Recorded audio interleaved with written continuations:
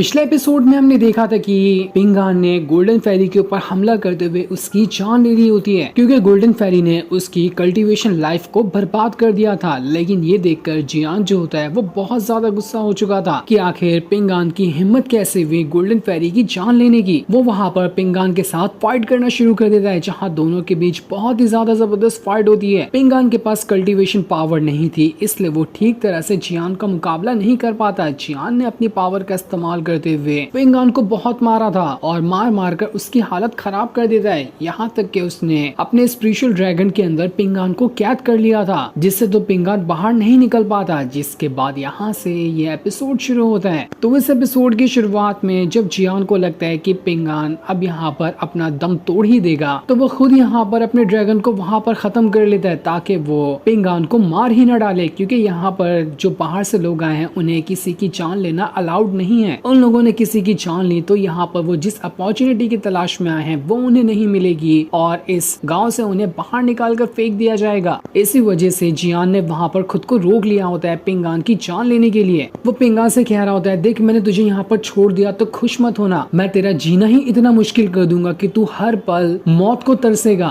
उसकी बातों से पिंगान को बहुत ज्यादा गुस्सा आ रहा था। वो एकदम घूर के जियान को देख रहा होता है। जियान कहता है, देख क्या रहा है ऐसे, अपनी नजरें उधर कर खा जाएगा क्या मुझे, ऐसे देख रहा नहीं। तब पिंगान उसी कांच का टुकड़ा वापस से उठा लेता है जिस कांच के टुकड़े से उसने गोल्डन फेरी की जान ली थी। इसके बाद तो पिंगान ने अब सीधा जियान के ऊपर हमला करना शुरू कर दिया था। वो बस लात घूंसे मारकर जियान को फेंक रहा होता है। इसके बाद तो वो सीधा वही कांच लेकर जियान की जान लेने वाला था। वो जैसे ही एक सेकंड के अंदर जियान की जान लेने वाला होता है, वहाँ पर हर एक चीज स्टॉप हो जाती है। ऐसा लग रहा था कि यहाँ पर किसी ने टाइम को ही रोक दिया है। जिसके बाद वहाँ पर मास्टर आते हैं, उन्होंने ही अपनी पावर का इस्तेमाल करते हुए यहाँ का टाइम रोक दिया था। वो हवा में चलते हुए पिंगान की तरफ ही बढ़ रहे होते हैं। उन्हें वहाँ पर गोल्डन फेरी भी दिखाई देती है जिसकी जान पिंगान ने अभी ले ली थी। जिसके बाद मास्टर को वहाँ पर पिंगान दिखाई देता है। अगर उन्होंने यहाँ पर टाइम स्टॉप नहीं किया होता तो अगले ही पल वो जियान की जान ले लेता। मास्टर वहाँ पर कुछ देर के लिए टाइम को वापस से पहले जैसा करने की कोशिश करते हैं ताकि देख सके कि क्या पिंगान यहाँ पर टाइम सही करने के बाद भी जियान को मार ही डालता है या फिर उसे छोड़ देता है। जैसे ही मास्टर ने अपनी पावर का इस्तेमाल किया था, वहाँ पर टाइम सही हो जाता है। टाइम सही होते साथ ही पिंगान दोबारा से जियान के ऊपर हमला करते हुए उसकी हालत खराब कर देता है और उसे दीवार में फंसाने के बाद उसी कांच के टुकड़े से उसकी जान ले लेता है। ये देखकर तो मास्टर भी हैरान हो जाते हैं कि नहीं, अगर यहाँ पर टाइम सही किया गया तो पिंगान सच में जियान की जान ले लेगा। पर तब भी उनके पास कोई दूसरा रास्ता नहीं था, इसलिए वो वहाँ का टाइम दोबारा से सही कर देते ताकि इस बार देख सके कि पिंगान यहाँ पर क्या जियान की जान लेता भी है या फिर नहीं, क्योंकि जिस पिंगान को वो जानते थे वो किसी की जान नहीं ले सकता था। तो आखिर यहाँ पर पिंगान इतना ज्यादा एग्रेसिव कैसे हो गया, इसी चीज को मास्टर वहाँ पर टेस्ट कर रहे होते हैं। लेकिन इस बार भी जब उन्होंने टाइम को वापस से पहले जैसा किया था, पिंगान जियान को बहुत मारता है और उसकी मार मार कर हालत खराब कर देता है। जियान वहाँ पर पिंगान से कहता है, तुझे मुझे मारेगा, मारना, हिम्मत है तो मार के दिखा, तेरी कोई औकात ही नहीं कि तू कभी भी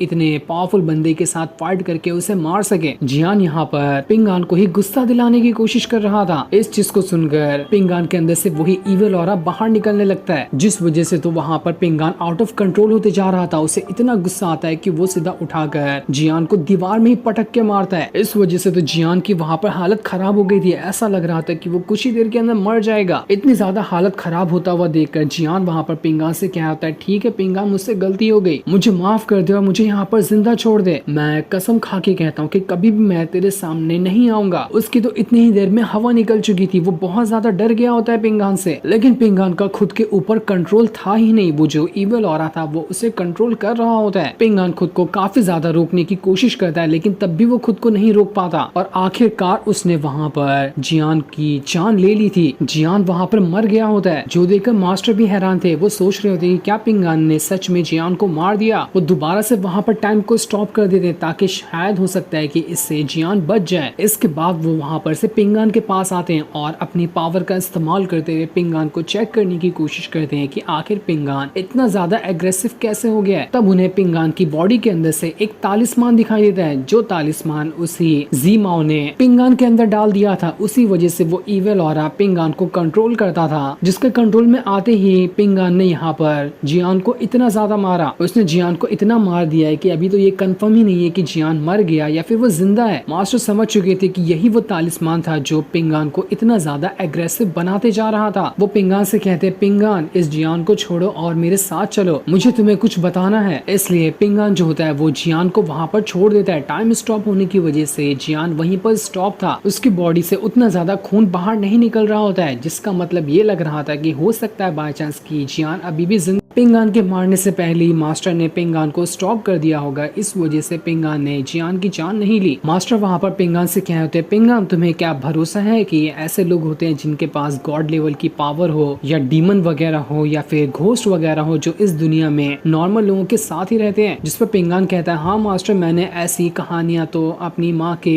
मुंह से सुनी थी। वो बचपन में मुझे इस तरह की कहानियां सुनाया करती थी कि डीमन, घोस्ट या फिर पावरफुल कल्टीवेटर वगैरह रहते हैं। पिंगान कहता है ये सारी चीजें इंसान के ऊपर ही डिपेंड करती है। इंसान का दिल जिस तरफ जाता है वो वैसा ही इंसान बनता है। यानी कि अगर कोई बचपन से ही इविल या फिर गलत चीजों को पसंद करता हो तो वो आगे चलकर भी उसी तरह का इविल इंसान ही बनेगा। लेकिन जिसकी डेस्टिनी ही सही तरीके से लिखी हो और वो दूसरों का भला करना चाहता है तो चाहे कुछ भी क्यों ना कर लिया जाए, वो कभी भी बुरा इंसान नहीं बन सकता। इसी तरह से तुम्हारे साथ हुआ। तुम्हारे अंदर जानबूझ के वो तालिस्मान डाला गया ताकि तुम एग्रेसिव बन जाओ, लेकिन तुम्हारी किस्मत में ये नहीं लिखा है। तुम्हारी किस्मत में वही लिखा है कि तुम हमेशा से एक अच्छे ही इंसान रहोगे। ये सुनकर पिंगान भी हैरान रह जाता है। वो मास्टर से पूछ रहा होता है, मास्टर क्या मैं आपसे कुछ पूछ सकता हूँ? मास्टर कहते हैं, मुझे पता है कि तुम यहाँ पर क्या पूछने वाले हैं। वो बताते हैं, तुम्हें पता ही है ना कि ये टाउन ड्रैगन टाउन भी कहा जाता है। यहाँ पर जितने भी बच्चे पैदा होते हैं वो एक यूनिक टैलेंट के साथ पैदा होते हैं, क्योंकि आज से करीब 10,000 साल पहले यहाँ पर जो ड्रैगन गॉड था वो मरा था। उसके मरने के बाद ही उसकी स्पिरिचुअल एनर्जी जो है वो आज तक के इस गांव के अंदर मौजूद है। उसी के बाद से जो भी बच्चा यहाँ पर पैदा होता है वो एक यूनिक टैलेंट के साथ पैदा होता है। हर बच्चे के साथ ऐसा नहीं होता, लेकिन ज्यादा लोगों के साथ अलग अलग स्पिरिचुअल पावर रहती है। जब भी बच्चे पैदा होते हैं, लड़कियों के अंदर जो स्पिरिचुअल पावर रहती है वो उनकी 6 साल की उम्र होने के बाद एक्टिवेट होने लगती है, और जो लड़कों की ऊपर पावर होती है वो 9 साल के बाद एक्टिवेट हो जाती है। लेकिन ये सारी चीजें लक के ऊपर डिपेंड करती है। बचपन में ही ऐसा नहीं कंफर्म करके बताया जा सकता कि कौन से इंसान के पास बड़े होने के बाद किस तरह की पावर होगी। तुम्हें पता है कि आउटसाइडर यहाँ पर अपॉर्चुनिटी हासिल करने के लिए क्यों आते हैं? क्योंकि जब भी इस गांव में कोई बच्चा पैदा होता है ना, तो उसके पैदा होते साथ ही उसकी ब्लड को स्टोर करके रख लिया जाता है। उसी ब्लड के अंदर उसकी यूनिक पावर जो है वो मौजूद होती है। बाहर के लोग यहाँ पर आते हैं और उसी ब्लड को खरीदने की कोशिश करते हैं। ये सारी चीजें उन खरीदने वाले लोगों के लक के ऊपर ही डिपेंड करती है कि जो ब्लड उन्होंने खरीदा है उसके अंदर किस तरह की पावर है। वो लोग उस ब्लड को ले जाते हैं और उसकी मदद से अपनी पावर वगैरह बढ़ाने की कोशिश करते हैं। लेकिन यहाँ पर जो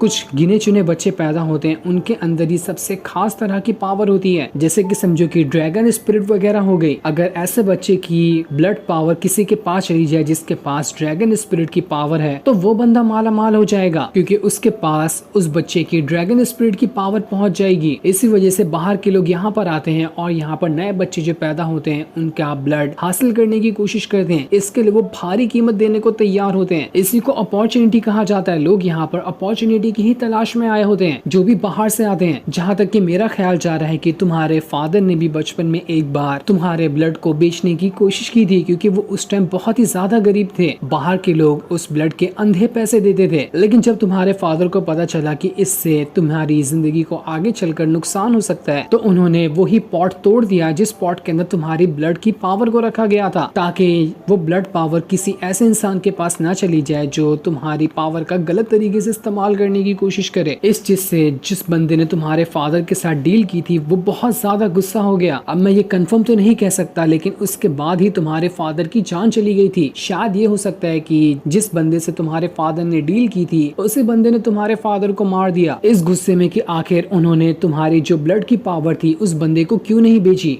अपने फादर के बारे में ऐसी बातें सुनकर पिंगान को बहुत ज्यादा अफसोस हो रहा था कि उसके फादर को तो बिला वजह ही मार दिया गया। वो बहुत ज्यादा गुस्से में भी होता है। मास्टर कह रहे होते, जो खत्म हो गया उसके बारे में तुम्हें सोचने की जरूरत नहीं है। तुम्हारी जिंदगी अभी बहुत बाकी है। तुम्हें आगे के टाइम पे जो आने वाला है उसके ऊपर ध्यान देना चाहिए। मास्टर बता रहे होते, इस गांव को एंशिएंट टाइम से ही पावरफुल लोग कंट्रोल करते हुए आए हैं, जो कि हर 60 साल में बदले जाते हैं। हर 60 साल में इस गांव का अगला किंग बनता है जो इस गांव को संभालता है। उसी के पास सबसे ज्यादा कंट्रोल होता है ड्रैगन गॉड की पावर का। लेकिन जैसा कि तुम्हें पता ही है कि हर इंसान तो अच्छा नहीं होता। सभी को पावर का नशा होता है, इस वजह से लोग एक दूसरे की जान लेने को तैयार होते हैं उस पावर को हासिल करने के लिए। इसी वजह से तुमने देखा होगा कि बाहर के जो लोग भी आते हैं उन्हें कोई भी रहम वगैरह नहीं होता, वो जब चाहे जिसको भी मार कर खत्म कर दें, क्योंकि वो लोग सिर्फ यहाँ पर पावर को हासिल करने के लिए आए होते हैं, ना कि दरिया दिली दिखाने के लिए। उस जीमाओ ने भी गोल्डन फेरी और जियान को अपने कंट्रोल में किया था ताकि वो तुमसे गुस्सा हो और तुम्हारी जान लेने की कोशिश करें, क्योंकि जीमाओ ने तुम्हारे अंदर कुछ खास चीज देखी होगी जिसकी उसे जरूरत थी, इसलिए वो चाह रहा होगा कि तुम्हारी जान चली जाए। एक बार तुम्हारी जान चली जाएगी उसके बाद वो तुम्हारी जो उसे पसंद आई है तुम्हारे अंदर से चीज उसे निकालने की कोशिश करेगा। मास्टर वहाँ पर सोच रहे होते हैं कि पिंगान के ऊपर अभी भी मुसीबतें कम नहीं हुई, मुझे पहले उसके हार्ट को टेस्ट करना पड़ेगा कि क्या सच में वो दूसरों की मदद करने के लिए तैयार होता भी है या फिर नहीं। अगर वो इसके लिए तैयार होता है तो मैं उसकी मदद करने की कोशिश करूंगा ताकि वो खुद को इतना स्ट्रांग बना सके कि जो भी उससे पंगा लेने की कोशिश करे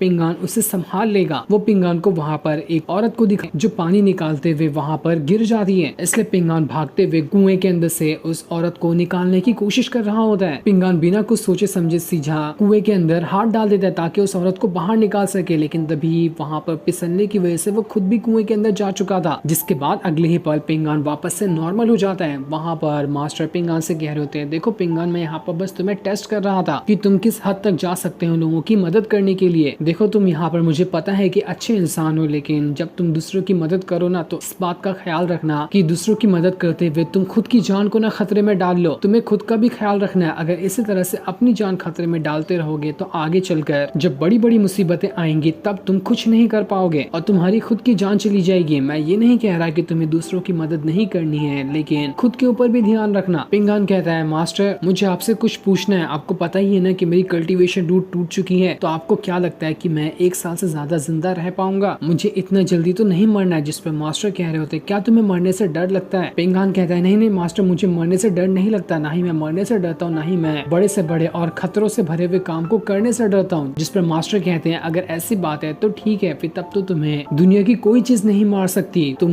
जियोगे। जब तुम हर खतरों से नहीं डरते हो तो तुम्हें मौत से तो बिल्कुल भी डर नहीं लगता है। मेरी बात पे भरोसा रखो, तुम जिंदा भी रहोगे और तुम खुद को बहुत ज्यादा पावरफुल भी बनाओगे। वो दिन ज्यादा दूर भी नहीं जब तुम बहुत ज्यादा पावरफुल बन जाओगे। पिंगान कहता है, मास्टर क्या आप मुझे वो चीज सिखा सकते हैं जो आप क्या पता क्या करते हैं जिस वजह से सारी चीजें स्टॉप हो जाती है? मुझे वो टेक्निक बहुत अच्छी लगती है, मैं भी वो सीखना चाहता हूँ। जिस पर मास्टर कह रहे होते हैं, तुम कल्टीवेशन की शुरुआत तो करो, तुम खुद ब खुद उसे सीख जाओगे। मैं खुद यहाँ पर सबसे ज्यादा स्ट्रॉन्ग नहीं हूँ, और भी बहुत सारे लोग हैं जो मुझसे भी ज्यादा पावरफुल हैं, उनके पास और भी अलग अलग और खास तरह की टेक्निक वगैरह होगी जिनकी टेक्निक और पावर वगैरह का तुम अंदाजा भी नहीं लगा सकते। उधर जीमाओ जो होता है वो दोबारा से पिंगान के अंदर अपना वही इविल वाला तालिस्मान डालने की कोशिश कर रहा था ताकि पिंगान वापस से उसके कंट्रोल में आ जाए। मास्टर को जैसे ये पता चलता है वो अपनी पावर का इस्तेमाल करते हुए सीधा का सीधा जीमाओ के ऊपर अटैक कर देते हैं। इस वजह से तो मास्टर के फॉर्मेशन के अंदर ही जीमाओ वहां पर दब जाता है, वो वहां पर तो हिल भी नहीं पा रहा था। वो मास्टर से कह रहा था, मास्टर मुझे माफ कर देना, मुझे नहीं पता था कि आप पिंगान के साथ है, मुझसे बहुत बड़ी गलती हो गई। आगे से मैं पिंगान को कभी भी चोट पहुंचाने की कोशिश नहीं करूंगा। मेरे पास कुछ स्पेशल कॉइन है, जो भी है वो सब मैं आपको देने के लिए तैयार हूँ, बस आप मुझे यहाँ पर छोड़ दो। मास्टर कह रहे होते वो स्पिरिचुअल कॉइन अपने पास ही रखो, वो तुम्हारा ही इलाज करने में तुम्हारे काम आएगी। मैं तुम्हें यहाँ पर एक मौका दे रहा हूँ, जाओ और शीजियान लेक में जाओ, वहाँ पर खुद को कैद करके रख लेना, वो भी अगले 30 सालों के लिए। 30 सालों तक के तुम वहाँ से बाहर नहीं निकल सकते। अगर तुमने निकलने की कोशिश की तो मैं तुम्हारी जान ले लूंगा। जो सुनकर जीमाओ कह रहा होता है, मास्टर जैसा आप कहेंगे मैं वो करने के लिए तैयार हूँ, बस आप यहाँ पर मेरी जान बख्श दो। मास्टर तो जीमाओ से भी काफी ज्यादा पावरफुल थे, इसलिए जीमाओ उनके सामने कुछ नहीं कर पाता, उसे मास्टर की बात माननी ही पड़ती है। इसके बाद मास्टर पिंगान को एक स्पिरिचुअल ट्री के पास लेकर आते हैं। वहाँ लाने के बाद वो पिंगान से कह रहे होते हैं, पिंगान तुम्हें पता है ये ट्री है ना, इसके अंदर काफी ज्यादा स्पिरिचुअल पावर है। मास्टर उस ट्री से कह रहे होते हैं, मैं आपसे यहाँ पर एक पत्ते की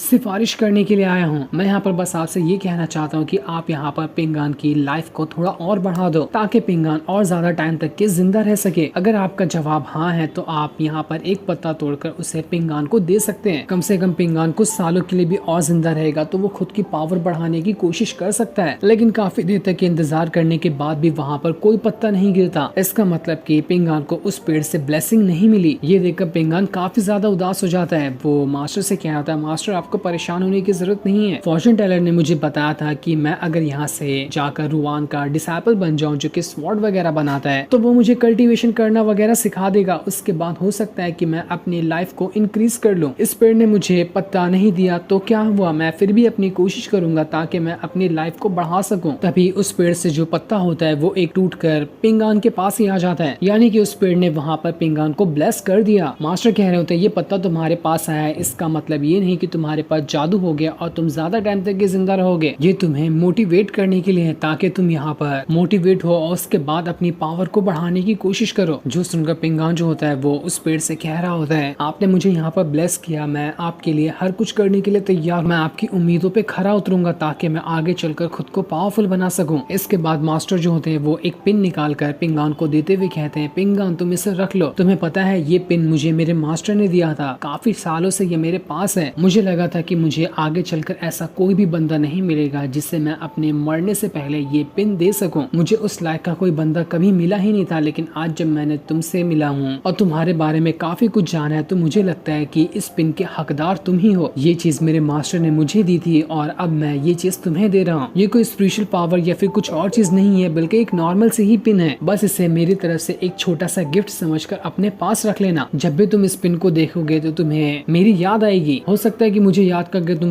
मोटिवेट हो जाओ और तुम्हारी जितनी भी मेहनत होगी तुम उसमें और ज्यादा अच्छे से कोशिश कर पाओगे। कभी भी मेहनत से पीछे मत भागना, जितना हो सके उतना मेहनत करना। तुम एक दिन जरूर पावरफुल बनोगे और जितनी भी तुम्हारी लाइफ कम हुई है तुम अपनी लाइफ को बहुत ज्यादा बढ़ा लोगे। उसके बाद तुम्हारे सामने कोई नहीं टिक पाएगा। जब तुम खुद को पावरफुल बनाओगे तब मुझे याद करना कि मैंने कभी तुम्हें कुछ चीज की टिप वगैरह दी थी। इसलिए पिंगान जो होता है मास्टर से वो पिन अपने पास रख लेता है और मास्टर से कह रहा था मास्टर आपका बहुत बहुत शुक्रिया जो आपने मुझे यहाँ पर इतना ज्यादा मोटिवेट किया और मुझे जीने का सबक सिखाया। मैं इस चीज को हमेशा याद रखूंगा, मैं चाहे कितना भी पावरफुल क्यों ना बन जाऊं, मैं आपको कभी नहीं भूलूंगा। आपका बहुत बहुत शुक्रिया जो भी चीज आपने मेरे लिए की है। जो सुनने के बाद मास्टर वहाँ से चले जाते हैं। दूसरी तरफ जीमाओ जो होता है वो काफी ज्यादा गुस्सा हो चुका था कि मास्टर ने उसका प्लान बर्बाद कर दिया पिंगान को मारने का, इसलिए वो वहाँ से जा रहा होता है। लेकिन जैसे वो जा रहा होता है सबसे पहले वो अपने बाउल के अंदर से जहाँ पर उसने पिंगान के दोस्त को फंसा कर रखा है अंदर एक बहुत ही ज्यादा भयानक मॉन्स्टर को भेज देता है ताकि वो मॉन्स्टर वहाँ पर उस बच्चे की जान ले ले। वो सारा का सारा गुस्सा उसी बच्चे पे उतारना चाह रहा था। वो बच्चा वहाँ पर पिंगान की दी हुई मछली को संभाले होता है। वो उस मछली से कहता था तुम्हें घबराने की जरूरत नहीं है, मैं यहाँ पर तुम्हें हर खतरों से बचा लूंगा। तभी वहाँ पर जीमाओ का भेजा हुआ बहुत ही बड़ा मॉन्स्टर आ जाता है जो यहाँ पर तो उस बच्चे की जान लेने की कोशिश कर रहा था। वो बच्चा इससे बहुत ज्यादा डर गया होता है। जैसे वो बच्चा डरता है उसके पास से पिंगान की दी हुई मछली भी भाग जाती है। उस बच्चे को कुछ समझ नहीं आ रहा था कि वो यहाँ पर अब करे तो करे क्या, यहाँ पर ये सब क्या हो रहा है। उस बूढ़े आदमी ने तो मुझे यहाँ पर लाकर फंसा ही दिया। एक के बाद एक करते हुए बड़े बड़े मॉन्स्टर वहाँ पर आकर उस बच्चे को घेर रहे होते ताकि उसकी जान ले सके। वो बच्चा वहाँ पर उस मछली से कह रहा था जो मछली उसे पिंगान ने दी थी कि तुम मुझे छोड़कर कैसे जा सकते हो, मैं इतने टाइम से तुम्हें प्रोटेक्ट कर रहा था पर तब भी तुम मुझे यहाँ पर छोड़कर चले गए, ऐसा कैसे कर सकते हो तुम, वापस आओ मेरे पास। लेकिन वो मछली वहाँ पर वापस नहीं आती। उसके बाद तो कई सारे मॉन्स्टर ने उस छोटे बच्चे को वहाँ पर घेर लिया था। वो उसकी जान लेने की कोशिश कर रहे होते हैं जिससे वो बच्चा बहुत ज्यादा डर जाता है। लेकिन वो सारे के सारे मॉन्स्टर वहाँ पर उस बच्चे की जान लेते। वहाँ पर वो मछली आ जाती है जिसने खुद को बहुत ही ज्यादा बड़े और पावरफुल ड्रैगन में ट्रांसफॉर्म कर लिया था। वो एक थंडर ड्रैगन होता है जो कि पूरे गुस्से के साथ वहाँ पर आ चुका था ताकि वहाँ आने के बाद वो उस बच्चे को बचा सके। थंडर ड्रैगन ने अपनी पावर का इस्तेमाल करते हुए जीमाओ के मॉन्स्टर के ऊपर अटैक करना शुरू कर दिया था। इस वजह से तो उस मॉन्स्टर की वहाँ पर हालत खराब हो जाती, वो पूरी तरह से वहाँ पर फंस जाता है। वो मछली तो सच में बहुत ही खतरनाक और बड़ी ड्रैगन में बदल गई होती है जो मछली पिंगान ने उस बच्चे को दी थी। जो सीन दिखाते ही ये एपिसोड यहीं पर एंड हो जाता है। Thanks for watching.